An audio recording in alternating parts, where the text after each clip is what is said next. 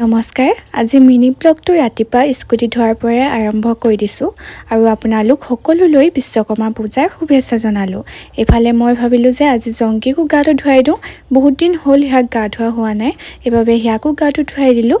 আৰু এইফালে মই গা ধুই আহি দাদা গাড়ীখনত ফুট তেল ল'লোঁ আৰু মুখখনত ফুট আৰু মালা পিন্ধাই দিলোঁ আৰু লগতে পাপাক। যিহেতু প্ৰত্যেক বছৰে ঘৰত পতা হয়, এইবাৰ দোকানতে পতা হৈছে সৰুকৈ, হ'লেও নিয়মটো কৰিছে। আৰু এইফালে মই আকৌ আহিলোঁ জেঠাইহঁতৰ ঘৰলৈ, তেওঁ মোক মাতি আছিলে।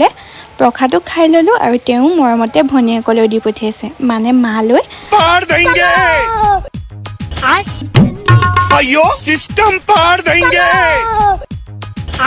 লগৰজনী আৰু মই অলপ গাঁও ফালে ওলাই আহিছিলোঁ আৰু দেখিছোঁ যে বানপানী হৈছে, মানে ৰাস্তাটোত পানী উঠিলেই।